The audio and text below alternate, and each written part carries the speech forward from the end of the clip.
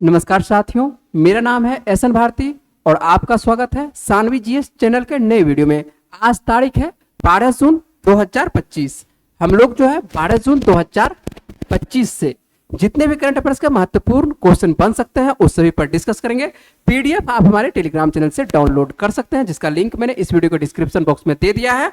तो आप जो है अपनी सुविधा के अनुसार से जो है आप पीडीएफ से भी पढ़ाई कर सकते हैं। चलिए हम लोग शुरुआत करते हैं पहले क्वेश्चन से।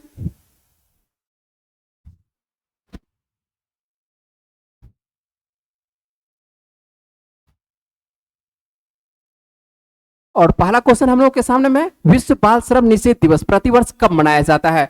तो विश्व बाल श्रम निषेध दिवस जो है प्रतिवर्ष मनाया जाता है 12 जून को। ठीक है, तो विश्व बाल श्रम निषेध दिवस जो है प्रतिवर्ष कब मनाया जाता है? तो विश्व बाल श्रम निषेध दिवस जो है प्रतिवर्ष मनाया जाता है 12 जून को। इस जरूरी दिन को मनाने की शुरुआत कब से होती है? तो इसकी शुरुआत जो होती है कब से होती है? 2002 से होती है। इंटरनेशनल लेबर ऑर्गेनाइजेशन के द्वारा जो है इसका शुरुआत किया जाता है। इस दिन को मनाने का मकसद क्या है? तो मनाने का मकसद है दुनिया भर में बच्चों से काम करवाने की समस्या पर ध्यान खींचना या ध्यान को क्या करना है? आकर्षित करना है। इसे खत्म करने के लिए लोगों को जागरूक करना है। तो आप लोगों को ध्यान रखना है कि विश्व बाल श्रम निषेध दिवस प्रतिवर्ष कब मनाया जाता है? तो 12 जून को मनाया जाता है। आइए हम लोग बात करते हैं कि बाल श्रम आखिर होता क्या है। तो बाल श्रम क्या है और कितने वर्ष को हम लोग बाल श्रम के अंतर्गत रखते हैं? तो जब कोई बच्चा जिसकी उम्र 14 साल से कम होती है, कितने वर्ष से कम? तो 14 साल से कम होती है, स्कूल जाने की बजाय काम करने को क्या होते हैं? मजबूर होते हैं। स्कूल जाने के बजाय काम करने को मजबूर होते हैं, इसे बाल श्रम कहा जाता है। समझ रहे हैं बात को? चलिए आगे चले। आप देखिए एक इमेज आपको दिखा रहे हैं, इस इमेज से आपको समझ में आ जाना चाहिए कि बाल श्रम किसको कहते हैं। ठीक है, ये देखिए छोटी सी बच्ची आपको दिखाई पड़ रहा है ना। आपको 4 इमेज लिया गया है और चारों इमेज में आपको छोटे छोटे बच्चे दिखाई पड़ रहे हैं। जिस उम्र में इनको स्कूल जाना चाहिए, ठीक है, उस उम्र में इनको क्या काम करना पड़ रहा है? इनको मजदूरी करना पड़ रहा है। और ये 14 वर्ष से सब छोटे छोटे बच्चे हैं और इस सब को जो है बाल श्रम के अंतर्गत रखा जाता है। तो ये सब जो बच्चे दिखाई पड़ रहे हैं और इस तरह के जो काम कोई व्यक्ति यदि करवाते हुए पकड़े जाते हैं तो उनको भी जो है कानूनी कार्रवाई की जाती है। तो 14 वर्ष से कम उम्र के बच्चों से जो है काम करवाना भी क्या है? कानूनन अपराध है। तो ऐसा नहीं करवाना चाहिए। सामाजिक तौर पर यदि कोई करवाता है तो आपको उसको क्या करना है? रोकना चाहिए, है ना।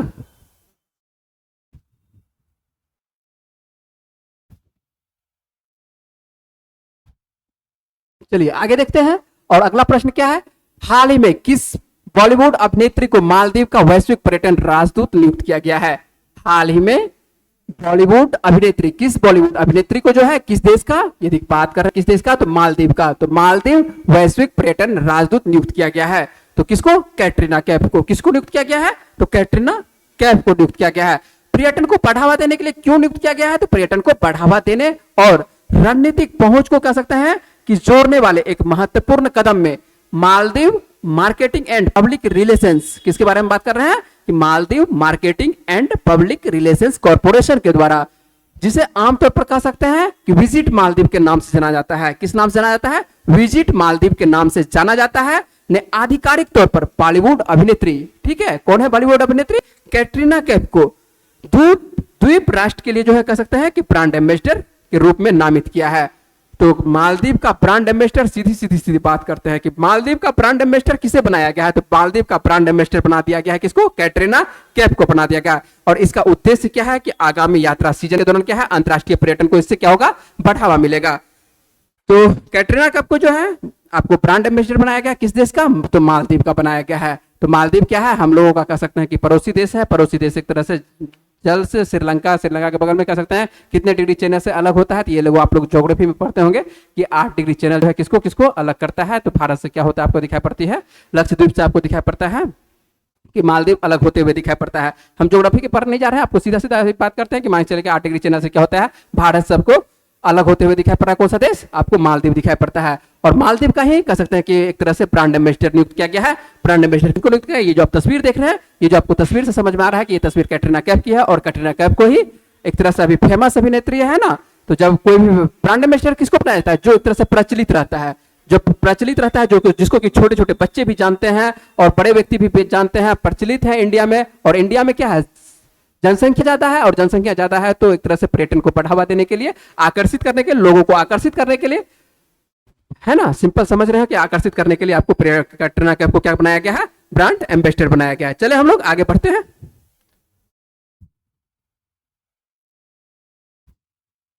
चलिए आगे देख ले हम लोग। कौन सा प्रश्न है, क्या प्रश्न है? हाल ही में किस राज्य में भारत का पहला अंडर वाटर म्यूजियम और कृत्रिम मूंगा चट्टान को जो है लॉन्च किया गया है? अब देखिए हाल ही में जो है किस राज्य में, किसके बारे में बातचीत कर रहे हैं कि किस राज्य में भारत का पहला अंडर वाटर म्यूजियम और कृत्रिम मूंगा चट्टान जो है लॉन्च किया गया है? तो ये कौन से राज्य में? तो महाराष्ट्र में। भारतीय नौसेना का एक सेवानिवृत्त सेवानिवृत्त क्या है, लैंडिंग शिप टैंक है ना, और ये जो है आईएनएस गुलदार, क्या नाम है इसका, आईएनएस गुलदार के चारों ओर भारत का पहला कह सकता है कि अंडर वाटर म्यूजियम और कोरल रीफ बनाने की परियोजना है। तो आपको याद रखना है और ध्यान भी रखना है कि भारतीय नौसेना का कौन सा जहाज है, ये सेवानिवृत्त है। आपको जहाज का क्या नाम है, आईएनएस गुलदार नाम है। क्या नाम है, आईएनएस गुलदार। और आईएनएस गुलदार को जो कह सकते हैं कि एक तरह से इसको क्या किया जाएगा, डुबोकर एक तरह से कृत्रिम प्रवाल भित्ति है ना, इसको क्या किया जाएगा, इस जहाज को जो है डुबा दिया जाएगा, पानी में क्या किया जाएगा, डुबाया जाएगा, और उस पर कह सकते हैं कि कृत्रिम प्रवाल भित्ति और पानी के अंदर जो है संग्रहालय में इसको परिवर्तित कर दिया जाएगा, लोगों को घूमने के लिए, पर्यटन को बढ़ावा देने के लिए। जहाज का वैसे कोई काम नहीं है, तो जहाज का कोई काम नहीं है तो क्या कर दिया जाए, इसको डुबा दिया जाए, और जब डुबा के एक तरह से क्या किया जाएगा, प्रवाल सब लगाया जाए और प्रवाल और संग्रहालय बना दिया जाएगा, तो व्यक्ति को क्या हो जाएगा, देखने को मिलेगा है ना कि प्रवाल किस प्रकार से होता है, पर्यटन मान के देखने को इस तरह से व्यक्ति बढ़ावा मिल जाएगा। तो इससे समुद्री जीवन को कह सकते हैं कि एक नया आवास भी मिलेगा है ना, इससे समुद्री जीवन को नया आवास मिलने की संभावना है, और पर्यावरण के अनुकूल को, पर्यटन को भी क्या मिलेगा, बढ़ावा मिलेगा। तो महाराष्ट्र सरकार की एक योजना है, और इस योजना के तहत देख रहे हैं कि नौसैनिक जहाज, क्या नाम है इसका, आईएनएस गुलदार है ना। तो आईएनएस गुलदार को क्या किया जाएगा, आईएनएस गुलदार को कह सकते हैं कि इसको डुबाया जाएगा। ठीक है, ये जो आप चित्र देख रहे हैं, ये आईएनएस गुलदार का चित्र देख रहे हैं। इसी जहाज को है ना, इस जहाज को जो है क्या किया जाएगा, डुबो दिया जाएगा, और जब डुबो दिया जाएगा तो इसमें जो है कोरल लीफ, मान के जो मूंगा चट्टाने होती है, एक तरह से उसको तैयार किया जाएगा है ना, इसके आसपास लाया जाएगा और उसको तैयार किया जाएगा, और यहाँ पर इसको संग्रहालय में बदल दिया जाएगा, जिससे क्या होगा कि पर्यटन को भी बढ़ावा मिलेगा, और जो समुद्र के जो छोटे छोटे जीव होते हैं ना, उसको भी उसको एक तरह से कह सकते हैं कि आवास मिलने की संभावना है। चलते हम लोग अगले प्रश्न पर बात करते हैं।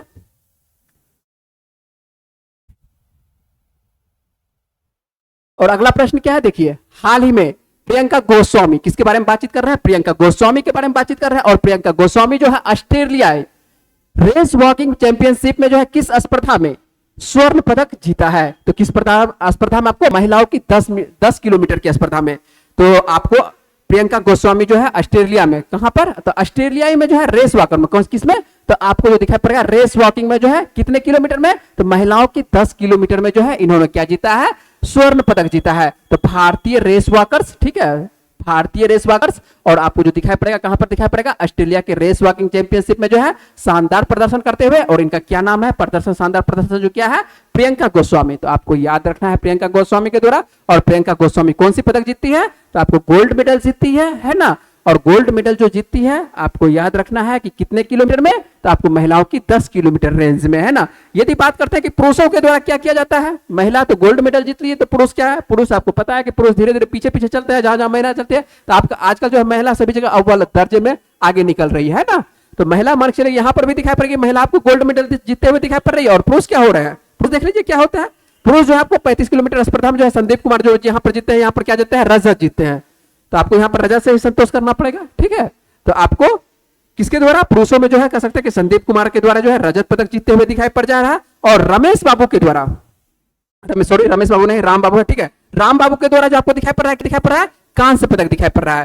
तो एक बार फिर से नाम देख लीजिए, आपको जो संदीप कुमार है, संदीप कुमार के द्वारा कौन सा पदक, रजत पदक। उसके बाद पुरुष वर्ग में राम बाबू के द्वारा कौन सा पदक, तो कांस्य पदक। जबकि महिलाओं की प्रियंका है ना, तो प्रियंका जो कह सकते हैं कि प्रियंका जो गोस्वामी है, प्रियंका गोस्वामी के द्वारा कौन सा पदक जीतते हुए दिखाई पड़ रहा है, तो प्रियंका गोस्वामी के द्वारा जो आपको पदक दिखाई पड़ रहा है, गोल्ड मेडल दिखाई पड़ रहा है। और ये जो तस्वीर आपको दिखाई पड़ रहा है, यही है प्रियंका गोस्वामी। और ठीक है, ये रेस वॉकिंग में संबंधित है, और ये आपको कौन सा पदक जीतते हुए दिखाई पड़ रही है, तो ये महिलाओं की 10 किलोमीटर रेंज में जो आपको दिखाई पड़ रही है, आपको गोल्ड मेडल जीतते हुए दिखाई पड़ रही है। क्या नाम है इनका, तो इनका नाम है प्रियंका गोस्वामी है ना।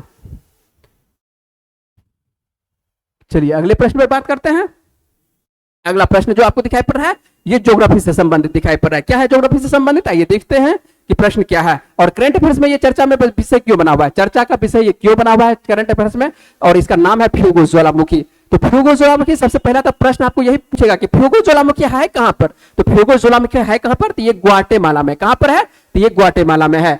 और ये क्यों चर्चा का विषय बना हुआ है, तो आपको दिखाई पड़ेगा वोल्कन डी फ्यूगो जो है, जिसका स्पेनिश में अर्थ क्या होता है, आग का ज्वालामुखी, और ये ग्वाटेमाला में क्या होता है, स्थित है। और ग्वाटेमाला कह सकते हैं कि जो रेंज है किसके अंतर्गत आता है, तो ये आप लोग ज्योग्राफी में पढ़े होंगे कि प्रशांत महासागर के फायर रिंग के अंतर्गत आता है, रिंग ऑफ फायर, है ना। रिंग ऑफ फायर के बारे में पढ़े होंगे कि रिंग ऑफ फायर क्या होता है, जहां पर एक तरह से कह सकते हैं कि सभी जगह क्या दिखाई पड़ता है आपको, ज्वालामुखी, सक्रिय ज्वालामुखी दिखाई पड़ता है।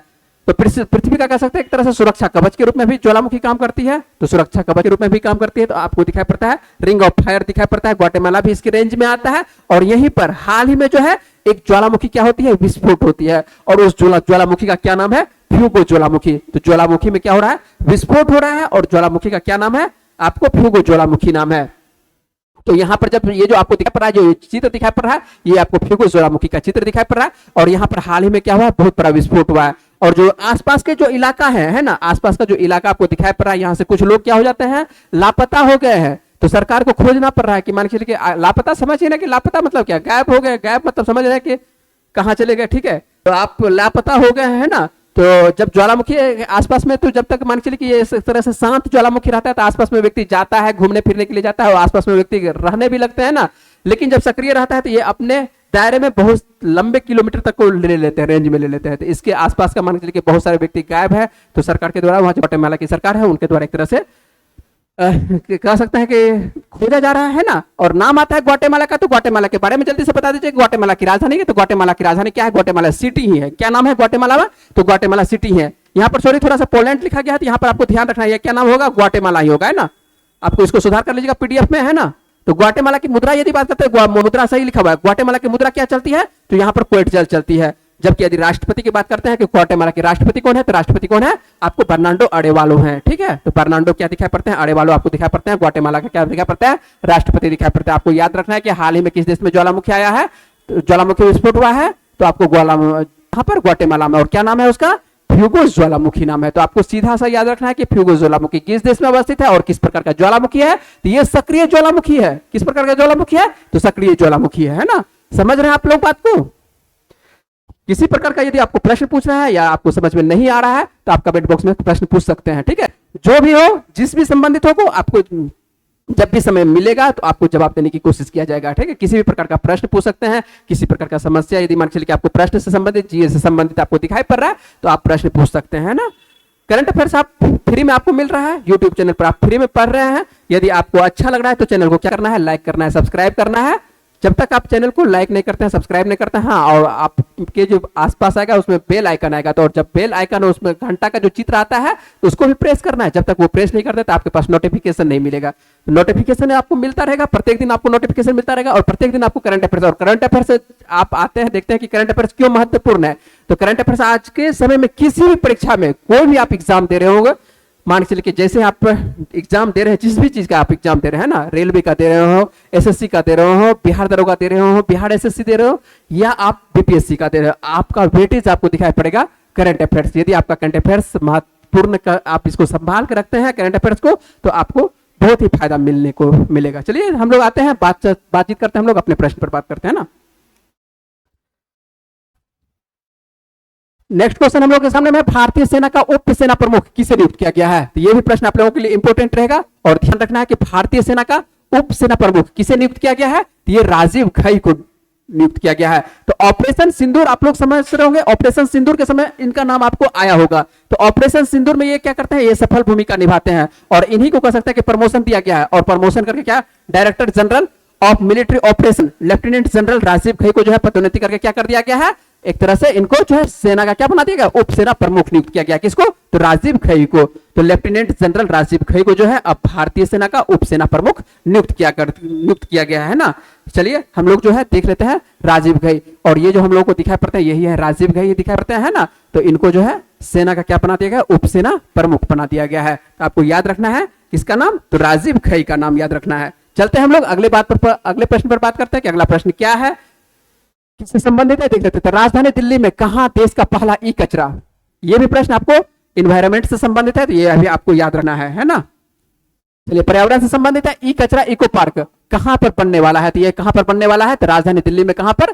तो यहाँ पर ओलंपिक कला में। यदि आप दिल्ली गए होंगे तो दिल्ली में आपको एक क्षेत्र देखने को मिलेगा, कौन सा? ओलंपिक कला दिखाई पड़ेगा। तो राजधानी दिल्ली में जो है कहां पर पूछा जा रहा है कि कहां पर देश का पहला ई कचरा, तो सबसे पहले आपको तो याद रखना है कि ई कचरा पार्क जो बनने वाला कहां पर? तो देश की राजधानी दिल्ली में। और दिल्ली में यदि पूछे कि कहां पर, तो दिल्ली में कहां पर? ओलंपिक कला में। तो आपको याद रहना है लगभग 11.4 एकड़ में ये जो है देश में पहला ई कचरा इको पार्क बनने वाला है। और ई कचरा जब इको पार्क बनेगा तो यहाँ क्या होगा? यहाँ पर कुछ लोगों को क्या मिलने वाला है? ये रोजगार भी मिलने की संभावना रहेगी, है ना। और नाम आता है दिल्ली का, तो जल्दी से आपको दिल्ली के बारे में बताना है, क्योंकि दिल्ली में जो है हाल ही में क्या हुआ है, आप कह सकते हैं कि नए मुख्यमंत्री, वैसे तो हो चुका है, कुछ समय हो चुका है, लेकिन आप लोगों को तब पर भी एक बार रिवीजन करवा देते हैं कि नई दिल्ली के मुख्यमंत्री वर्तमान में कौन है? तो रेखा गुप्ता है। आपको उपराज्यपाल की यदि बात करते हैं तो दिल्ली के उपराज्यपाल कौन है? तो विनय कुमार सक्सेना है। यदि लोकसभा की सीटों की बात करते हैं कि दिल्ली से कितने लोकसभा की सीटें आती है, तो 7 सीटें आती है। और राज्यसभा की यदि बात करते हैं कि राज्यसभा की कितनी सीटें आती है, तो 3 सीटें आती है। और विधानसभा की कितनी सीटें आती है? तो 70 सीटें आती है आपको दिल्ली से।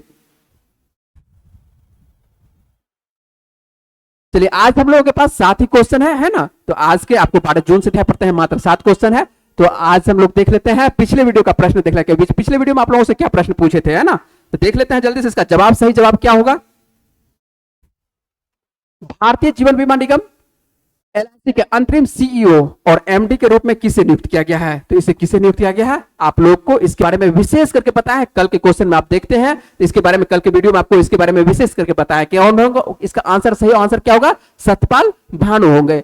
यदि आप वीडियो को अच्छे से वॉच कर रहे हैं या देख रहे हैं आप वीडियो को, तो आपको जो है प्रश्न बनेगा। यदि आप वीडियो को अच्छे से वॉच नहीं कर रहे हैं तो आपसे प्रश्न नहीं बनेगा। आप यदि प्रश्न बनाना चाहते हैं, परीक्षा में यदि प्रश्न को आप सोल्व करना चाहते हैं, तो आपको वीडियो अच्छे से वॉच करना होगा।